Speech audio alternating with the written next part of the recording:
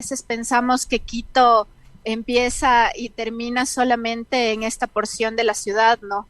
Y no pensamos que la Mancomunidad del Chocó Andino, que todas las parroquias rurales del noroccidente también son parte del Distrito Metropolitano de Quito, aun cuando las quiteñas, los quiteños viajan frecuentemente a esta zona los fines de semana y son parte del cotidiano de la ciudad.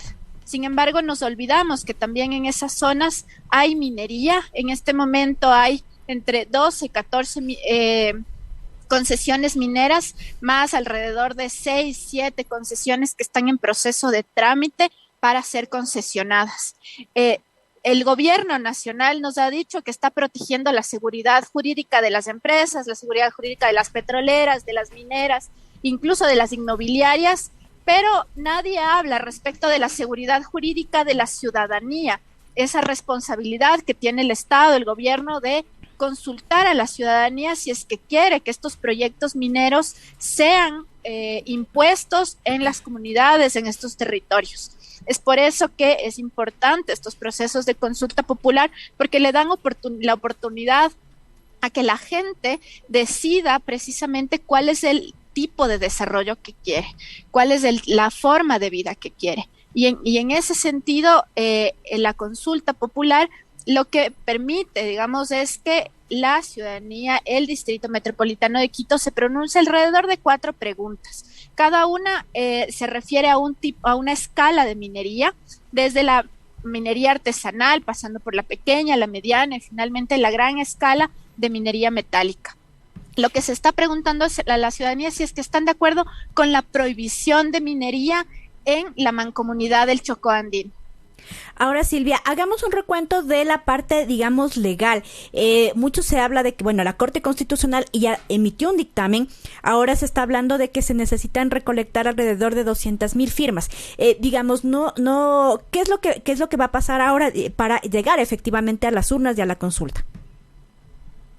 Sí, esta consulta popular es una consulta popular por iniciativa ciudadana. No es una consulta popular que la propone el Ejecutivo o que la propone un gobierno seccional, y al proponerlo la ciudadanía tiene que cumplir con 2 requisitos mínimos. El primero es el dictamen de constitucionalidad, que ese ya lo hemos pasado, la Corte Constitucional ha dado el dictamen favorable, pero lo segundo es que tenemos que recolectar, según la Constitución, el 10% de firmas válidas del último padrón del Distrito Metropolitano de Quito. Estos son un poco más de 197,000 firmas, y que tienen que ser recolectadas en un tiempo no mayor a 180 días, es decir, que desde que el Consejo Nacional Electoral nos entregue el formulario de recolección de firmas, tendríamos 6 meses para recoger estas firmas. Posteriormente, el CNE tiene que hacer el proceso de verificación y constatar que hemos cumplido con esta legitimación democrática, con este requisito, y convocar en un plazo posterior a eso, no mayor a 30 días, a consulta popular. Esto significaría en tiempos concretos que el Consejo Nacional Electoral no podría convocar esta consulta popular más allá de las elecciones seccionales del 2023. Han existido momentos anteriores y recuerdo, por ejemplo, el pedido de consulta popular sobre el tema de la explotación o no del Yasuní, y me quiero referir a la voluntad política que pueda tener las autoridades del Consejo Nacional Electoral, porque si bien es su obligación, porque además hay este dictamen de la Corte Constitucional, pueden existir trabas desde el Consejo Nacional Electoral que no viabilicen justamente la consulta, puedan hacer observaciones sobre las firmas, en fin. ¿Cuál es su mirada que tienen en este momento sobre esta institución, el Consejo Nacional Electoral, y su responsabilidad de dar paso y establecer como parámetros para que esto se pueda efectuar? Sí, ha habido una serie de denuncias que se han presentado en contra del proceso de verificación de firmas en el año 2014, justamente de este proceso, ¿no? De este primer proceso de intento de consulta popular por iniciativa ciudadana. Una de las denuncias que después una comisión auditora que el mismo Consejo Nacional Electoral convocó en el año 2018 determinó que había habido varias vulneraciones.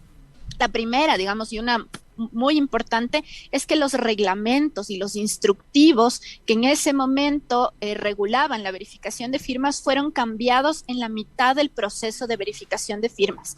Es decir, que cambiaron las reglas del juego precisamente para afectar los derechos de participación de las personas proponentes de la consulta popular.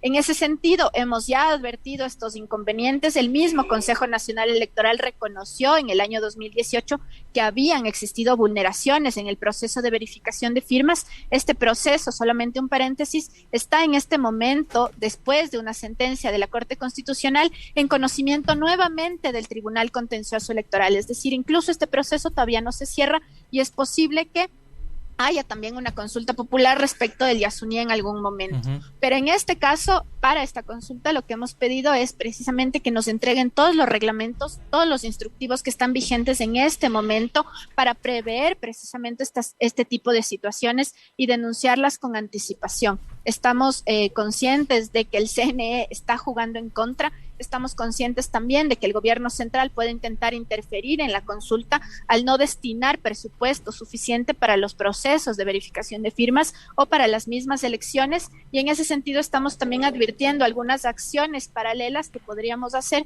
para garantizar que se realice la consulta popular. Ahora, Silvia, nos encontramos ante un panorama también, por así decirlo, bastante, que ha dado bastante impulso a la minería en estos últimos años. Justamente Alexandra Almeida hace un minuto nos contaba, por ejemplo, del decreto 95 firmado hace un par de meses por el gobierno de Guillermo Lasso. Y además, digamos, en Cuenca, por ejemplo, en las últimas elecciones ya se llevó, por ejemplo, un proceso de consulta ciudadana. ¿Cómo armonizar, si se puede decir así, todos estos intentos de consultas populares, de iniciativas ciudadanas, frente a también lo que pasa en el escenario legal, ante también la falta de leyes que rijan la consulta popular acá en Ecuador? Hay dos mecanismos, ¿no? La consulta popular es, o más, pero la consulta popular es solamente un mecanismo, una herramienta jurídica a través de la cual se intenta permear a futuro que no existan más concesiones mineras, ¿no?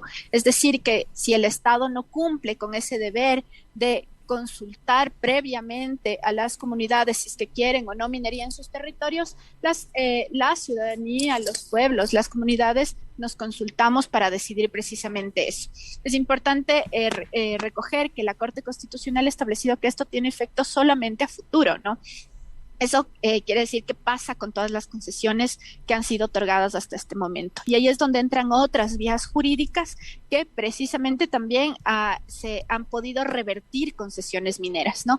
Tenemos varios ejemplos al respecto, el caso de Los Cedros, que la Corte Constitucional ha reconocido, varios casos en la Amazonía que tienen que ver con temas de petróleos, en donde se han revertido concesiones mineras o petroleras precisamente por vulnerar derechos. Digamos, ese es otro proceso también, es decir, judicialmente hay formas, mecanismos de exigibilidad también de derechos que pueden significar también garantía, ¿no? ¿Qué pasa cuando esto, solamente déjame decir esto, uno de los efectos de la consulta popular es que si es que estas concesiones pierden vigencia o caducan por el tiempo o por vulnerar derechos o administrativamente por algún tipo de sanción que se le imponga, no podrán volverse a licitar, ¿sí? Ese es uno de los efectos de la consulta, que a futuro, a mediano, largo plazo, en el caso de que la ciudadanía le diga sí a la prohibición minera, esto le obliga al Estado a no volver a concesionar más en este territorio. Entonces, si bien no es retroactivo,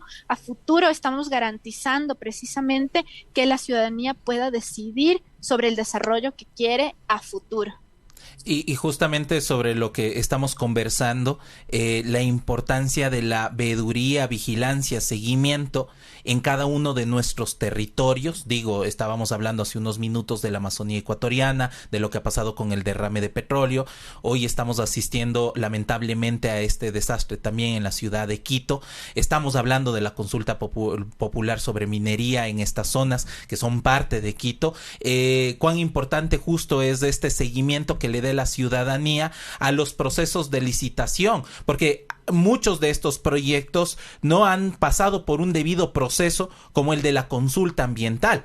Si bien hay en varias de las parroquias concesiones mineras, habría que realizar estas observaciones que tú manifiestas, también serían otros procesos, otros procedimientos legales. Sin embargo, llamar a la ciudadanía a que esté al pendiente justamente. De un momento a otro se concesionan suelos, se cambia la normativa para favorecer a unos u otros sujetos, ¿no es cierto?, en nuestras comunidades.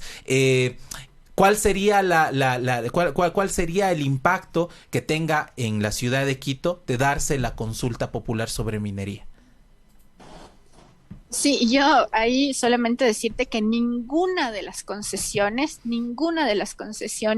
mineras en el Distrito Metropolitano de Quito, e incluso me atrevería a decir que ninguna de las concesiones mineras o petroleras de este país ha tenido procesos de consulta, sí, ni ambiental, ni consulta previa, y no se han garantizado estándares. En ese sentido, todas son ilegales, todas son inconstitucionales porque todas han sido en consultas, sí. Ahora, ¿cuáles serían los efectos de esta consulta popular en el caso de que la ciudadanía le diga sí a la prohibición minera en el Distrito Metropolitano de Quito y en la Mancomunidad del Chocó Andino? Serían básicamente tres. El Ministerio de Recursos Naturales no Renovables no podría volver a concesionar ningún bloque minero en la Mancomunidad del Chocó Andino. Segundo, el ARCOM o la institución que se haga cargo de las competencias del ARCOM no podría volver a graficar ningún bloque minero, sí, a futuro. Pero lo tercero, y lo que ya te había dicho, es que en el caso de caducidad de los contratos actuales no podrían volverse a licitar, sí. Eso le da una garantía a la ciudadanía de que a futuro conservemos este territorio, ¿no? La Mancomunidad del Chocó Andino, que es una reserva de biosfera, que además es una reserva de varias especies nativas del Distrito Metropolitano de Quito. Lo que pasa con el aluvión, lo que pasa con el derrame, nada es casual, ¿sí? Y lo que está pasando en la Mancomunidad del Chocó Andino hace 20 años es un proceso de resistencia feroz para proteger precisamente el tipo de desarrollo sustentable que ha elegido esta población. Silvia, muchísimas gracias y estamos atentos entonces, que vamos a quedar atentos de lo que signifique ahora la recolección de firmas que se tienen que llevar a cabo para efectivamente ya llegar a las urnas por esta consulta popular. Muchísimas gracias y nos quedamos entonces con este tema. A ustedes, ya anunciaremos igual dónde y cómo va a ser el proceso de recolección de firmas, porque ahí sí es un proceso ciudadano, no de las y los proponentes, y por lo tanto cualquiera podría iniciar el proceso de recolección de firmas. Estamos pendientes y gracias por invitarnos. Vamos.